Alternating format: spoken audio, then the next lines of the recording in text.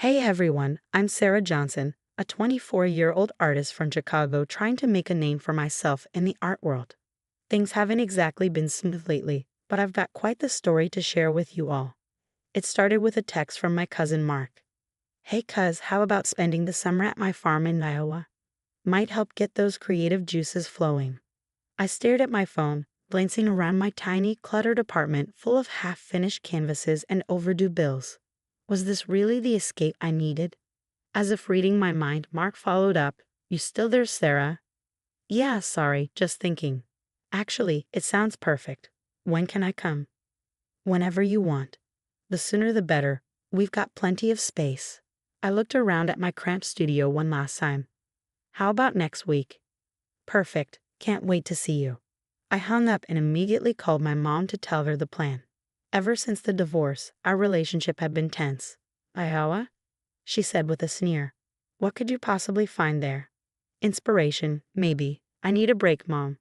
"Well, don't come crying to me if it doesn't work out." "I won't, Mom. I've got this." I ended the call, feeling a strange mix of excitement and unease. A week later, I was driving down a dusty country road, surrounded by miles of endless cornfields. Eventually, Mark's farm came into view, like something out of a postcard, complete with a red barn and a white farmhouse. Mark was waiting outside, waving me in with that big, goofy smile of his. "Sarah, you made it." "Hey, Mark, thanks for letting me crash here." "Crash? Your family. Come on in, let's get you settled." The house was warm, cozy, and inviting. Mark's wife, Lisa, was in the kitchen, baking something that smelled amazing. "Sarah, this is my wife, Lisa," Mark said. Lisa wiped her hands on her apron, flashing me a bright smile before pulling me into a warm hug. "So glad you're here. Hope you like apple pie." "Who doesn't?" I laughed, feeling more at ease. As we sat around the kitchen table, Mark asked about my art. "Still chasing that dream, huh?" "I'm trying, but it's been tough lately. I guess you could say I've hit a block." "Well, you're in the right place. Nothing but peace and quiet around here. If you want, you can even help out around the farm. Might give you a fresh perspective." "I like that," I said, feeling hopeful for the first time in months. That night, as I unpacked in the guest room, I heard the rumble of a truck outside. Curiosity got the best of me, so I peeked out the window. A rugged-looking man was talking to Mark. The next morning, Mark introduced me to him. "Sarah, this is Tom, our farmhand.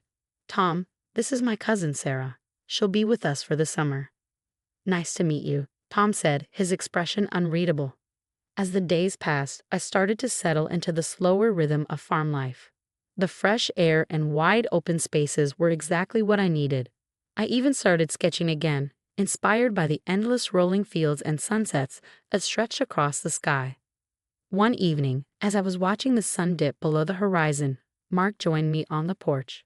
"So how are you liking it here so far?" he asked. "It's beautiful, Mark. Really, thanks for having me. Of course, Sarah, I was thinking, since you're staying the whole summer, maybe you could pitch in a little more. Nothing too hard, just some extra chores here and there."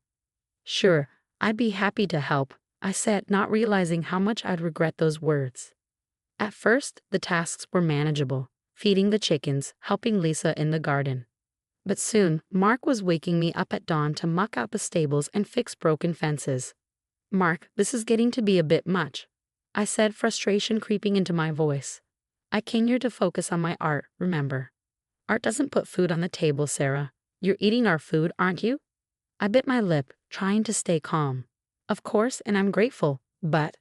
But then Mark's patience snapped. "Quit complaining and get to work," he barked. Days blurred together in a haze of exhaustion. One morning, as I dragged myself to the kitchen, I noticed something strange. My phone wasn't where I left it. "Hey Lisa, have you seen my phone?" I asked, trying to sound casual. She avoided my eyes. "No, sorry. Maybe you left it in the barn."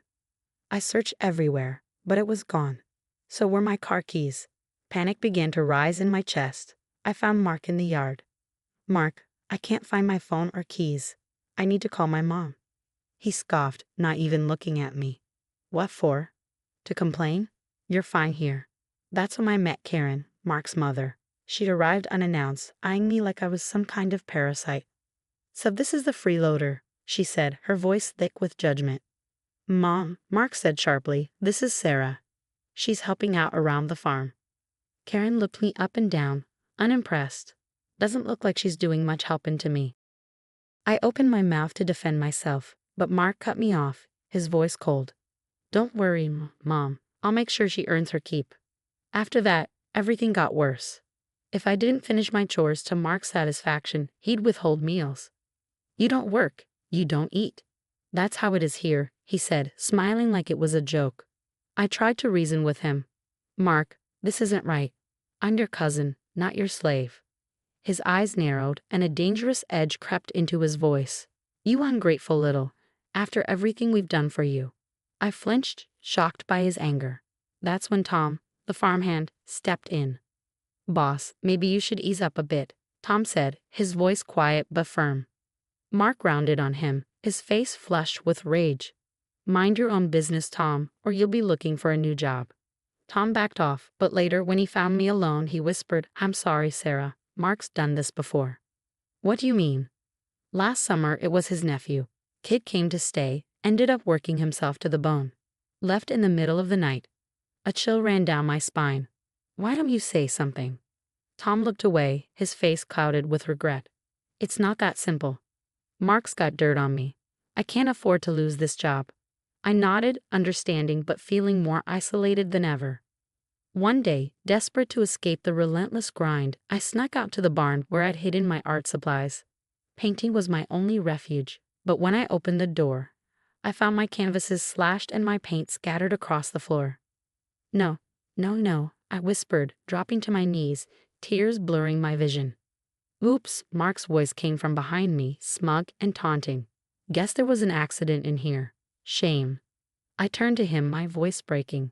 Why are you doing this? Because you're here to work, not play with your little hobby. Now clean this mess up and get back to your chores. He muttered as he walked away, useless city girl. I stared at the ruined remnants of my art supplies, something inside me snapping. This wasn't about chores anymore. Mark was trying to break me. That night, as I lay in bed, muscles aching and stomach growling, I made a decision.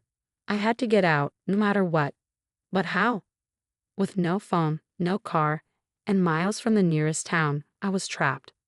The next morning, while lugging a heavy bucket of milk across the yard, I tripped over a root. The bucket slipped from my grasp, crashing to the ground. Milk splashed everywhere. You clumsy idiot. Mark's voice thundered behind me. I turned, stammering an apology, but his hand came out of nowhere. The slap was so hard, it knocked me off balance.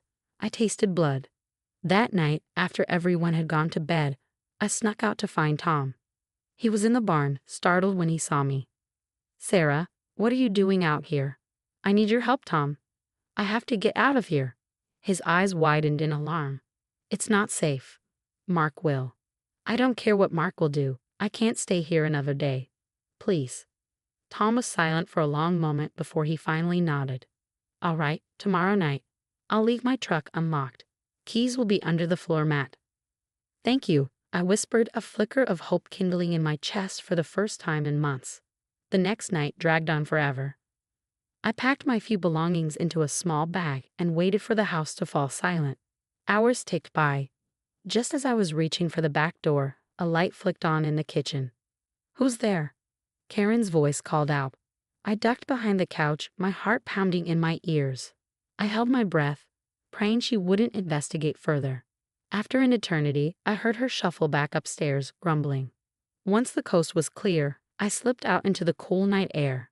I sprinted across the yard to Tom's truck, my pulse racing. As I pulled out of the driveway, headlights suddenly blazed to life behind me. Mark's truck. He must have heard the engine, I muttered, slamming my foot on the gas. Mark was right behind me, honking and flashing his lights. Come on, I urged, pushing the old truck as fast as it would go. Up ahead, I spotted a sharp bend in the road with a small dirt path branching off. In a split-second decision, I cut the headlights and swerved onto the path. I heard Mark's truck roar past, continuing down the main road. I killed the engine and sat in the pitch-black silence, barely breathing. Minutes passed, but Mark didn't turn back. I had lost him.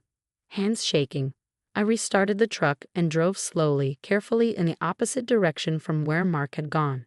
An hour later, the lights of a small town flickered in the distance, and tears of relief streamed down my face as I pulled into the parking lot of a 24-hour diner.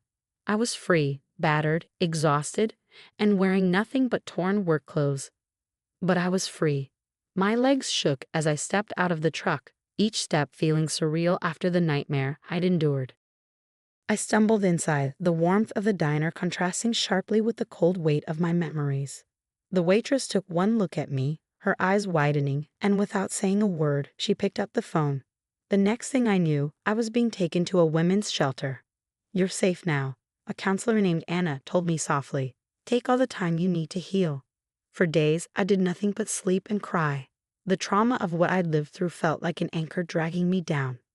But slowly, I started to feel a glimmer of strength return. When I finally felt ready, I called my mom. "Sarah, where have you been?" "I've been worried sick."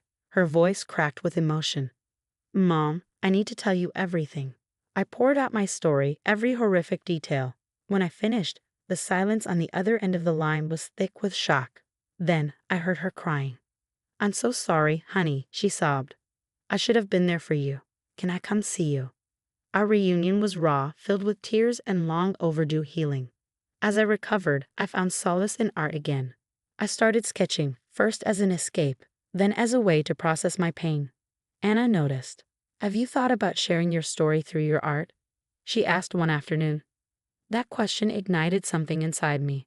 I began pouring my experiences onto the pages of a graphic novel, each stroke of the pen both painful and cathartic. Months passed, and I posted a few pages online. To my surprise, they spread like wildfire. "Sarah, you've got to see this," Anna said one morning, showing me her tablet. My story had gone viral. "The police soon contacted me. We're opening an investigation into your cousin's farm," the detective said after our interview. Then Tom called. "Sarah, I saw your story online." His voice was shaky, but determined. I want to help. I've got evidence of what Mark's been doing." With Tom's testimony and the traction from my graphic novel, things escalated quickly. The farm was raided. What they found was worse than I imagined. Other victims, financial records, and proof of Mark's exploitation. Lisa, Mark's wife, left him, looking dazed and broken as she gave her statement to the police. Meanwhile, a publisher reached out about my graphic novel. "We want to publish your story, Sarah," they said. "It's powerful." I couldn't believe it. My art, born from such darkness, was becoming my salvation. Months later, I stood in a gallery in Chicago, surrounded by blown-up panels from my book.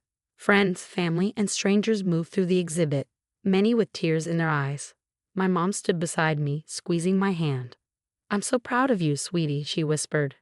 As I mingled with the crowd, my phone buzzed. It was a text from Tom. "Just heard, Mark's been sentenced. 15 years for labor trafficking and tax evasion. It's over, Sarah." As I locked up the gallery that night, I felt a sense of peace wash over me. I had survived. More than that, I had thrived. My story was out there, maybe even helping others escape similar situations. Walking out into the cool Chicago night, I felt strong, unbreakable, ready for whatever life threw at me. Because now, I knew I could handle it. I was a survivor, an artist, and a voice for the voiceless. And no one, not Mark, not anyone, could ever take that away from me again. That's the end of my story, everyone. But now, I have a question for you. If you were in my shoes, would you have tried to help Lisa escape too, or was leaving her behind the right call? It's a tough situation. She enabled Mark's abuse, but she was also a victim. What would you have done? Let me know your thoughts in the comments below. Your perspective could help someone going through something similar. And if this story resonated with you, please give it a like and share. It helps spread awareness about these hidden forms of abuse. If you want to hear more stories like mine, hit that subscribe button. Together, we can shine a light on these issues and help others find their strength. Thanks for listening.